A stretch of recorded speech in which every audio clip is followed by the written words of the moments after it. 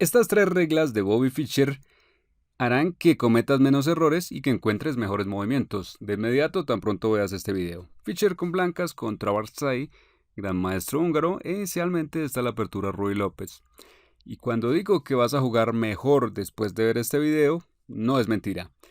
Soy un gran maestro, he sido entrenador ya por casi 20 años y siempre que ilustro estas reglas con esta partida a mis estudiantes, siempre veo que progresan de inmediato. Así que mucha atención. Nos pasamos los primeros movimientos rápidamente. Atacan el alfil, se va, D6 y aquí, bueno, siguen desarrollando C3, todo esto es teoría, se quiere jugar D4, ocupar el centro, las negras enrocan, H3 para evitar un alfil G4, que el alfil se desarrolle muy activamente y el caballo va a B8.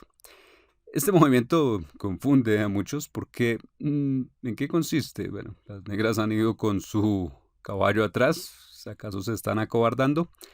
Bueno, es una reagrupación típica, también es teoría. D4, el caballo ahora va a D7. Ya cumplió su misión donde estaba, ahora va por aquí. Y el alfil se va a desarrollar por B7 y todo va a tener una configuración muy armoniosa. C5 también se va a jugar para retar el centro blanco. Y esta es una de las mejores formas de jugar con las negras contra la Ruy López.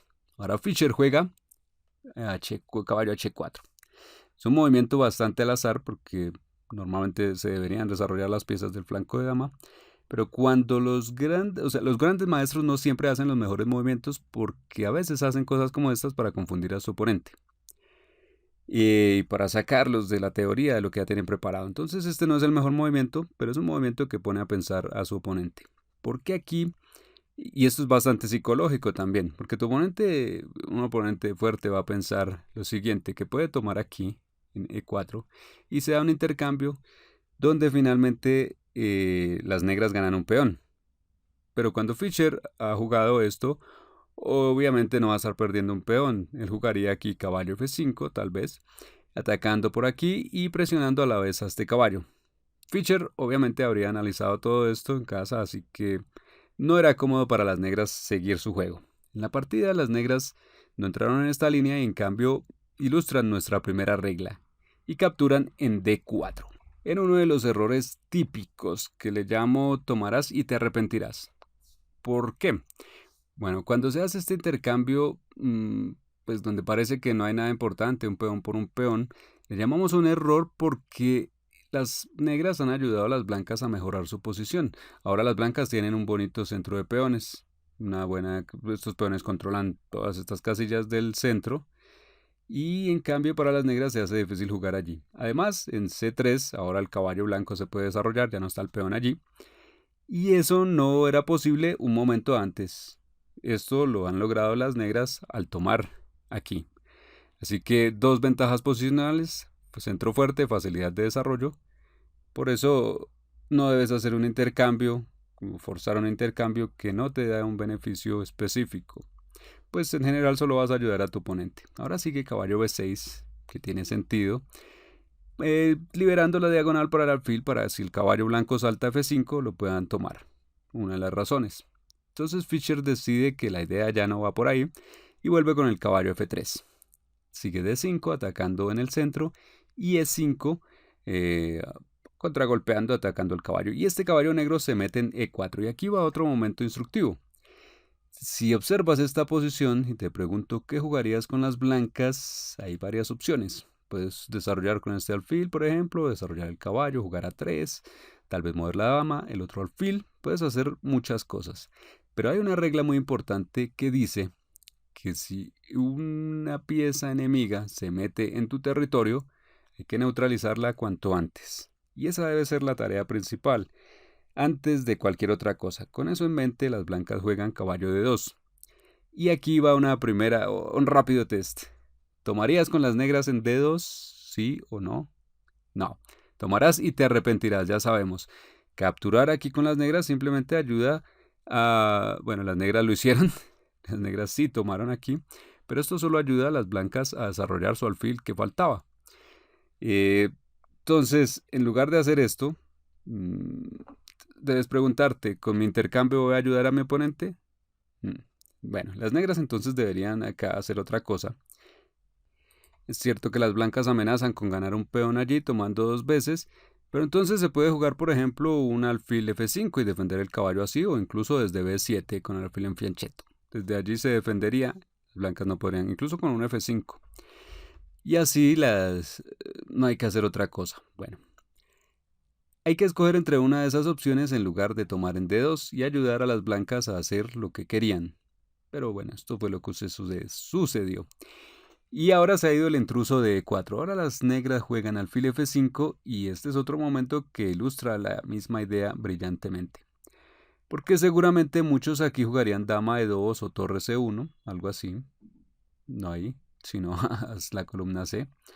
Para poner la torre en una columna semiabierta, esto parece bueno. Pero ¿qué sucedería luego?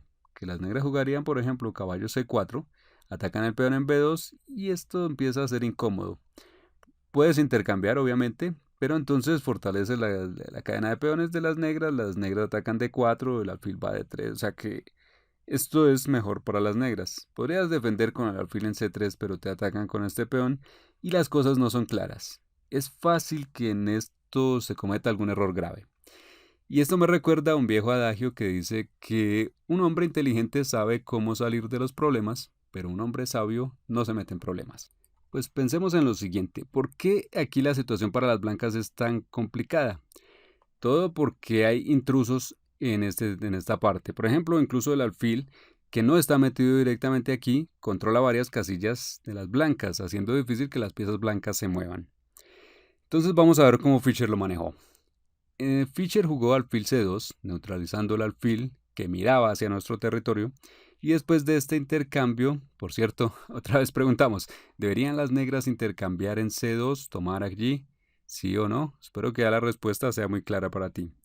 Porque vemos que incluso un gran maestro aquí comete el error, tal vez porque no existía nuestro canal de YouTube en esa época.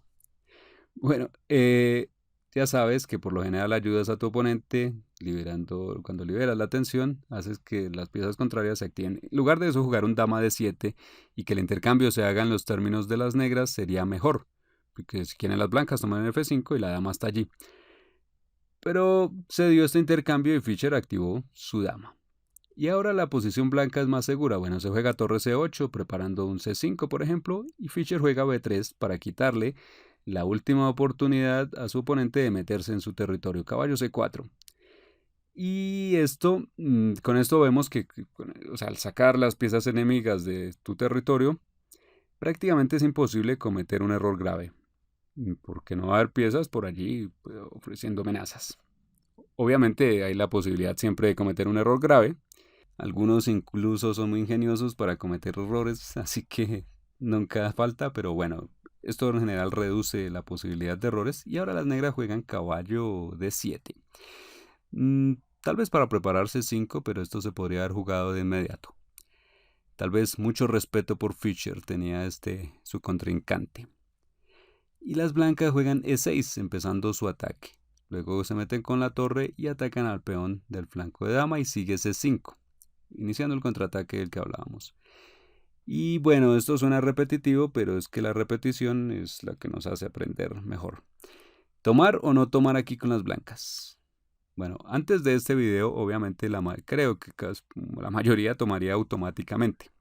Pero ahora espero que entiendas que esto es equivocado, porque es un error hacer un intercambio donde no ganas nada a cambio y solo ayudas a tu oponente a mejorar una de sus piezas. Por ejemplo, si se toma aquí, cualquiera de las piezas negras puede tomar y llega a una casilla mejor donde incluso empieza a atacar. Incluso este caballo aquí también defiende el peón que está atacado y la torre mira a la dama por la columna, así que las blancas dañan cualquier ventaja que tuvieran aquí, simplemente por hacer un intercambio que no tiene sentido. Fischer no hace esto, obviamente.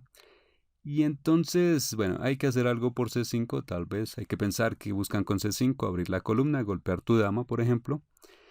Y si ves algo, los jugadores de bajo nivel usualmente reaccionan siempre que tu oponente te ataca.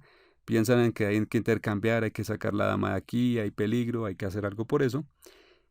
Y por eso se enfocan solo en eso.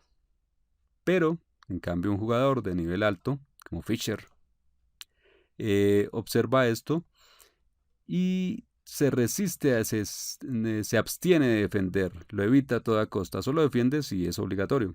Primero busca un movimiento de contraataque. Esa es una gran diferencia entre los jugadores fuertes y el común. Y si tú adquieres ese hábito, vas a estar por encima de la mayoría. Vas a querer contraatacar y no defender. Con esto aparece torre E1, doblar torres, por ejemplo, para atacar el alfil, es una de las formas de continuar, pero Fischer hizo alfil A5, un movimiento también muy interesante, con la misma idea. Sacrifica el alfil para poder tomar el otro y golpear el caballo. Y ahora, pues, he visto las blancas se niegan a defender. Ahora vuelven y atacan la torre. Y nuevamente, la idea es pensar si hay que defender. La idea es no defender. La mayoría vería esto, ve que su torre está en peligro y vuelve de inmediato. Un jugador fuerte se pregunta cómo contraatacar. Y bueno, ¿cómo encontramos movimientos de contraataque?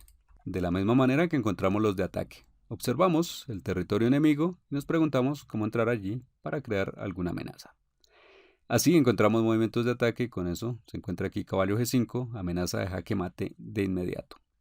Y la torre en E7, aunque por ahora está amenazada, incluso sirve para atacar sobre la séptima fila, presionar allí al rey. La amenaza principal, dar jaque mate, así que las negras tienen que responder a esto. Y las negras se rindieron. ¿Por qué? Porque si juega caballo F6, que es un movimiento muy natural para defender esto, ahora hay otro contragolpe aquí. En lugar de defender la torre, esta se sacrifica en G7. Y después, si el rey tomara, por ejemplo, viene caballo E6 y ataque triple con el que nos ganamos la dama. Si en cambio el rey se esconde en la esquina, todo está listo para un sacrificio de torre y luego para hacer el jaque mate con la dama. Y si te ha gustado este tema y quieres conocer todas las ideas principales que se necesitan para subir de nivel, tenemos cursos completos que te ayudarán a conseguirlo. Te enseñamos todo lo necesario en los diferentes cursos que tenemos, por ejemplo, 3 pasos a 2000 de Elo y otros más. Y puedes empezar por estudiar la clase maestra.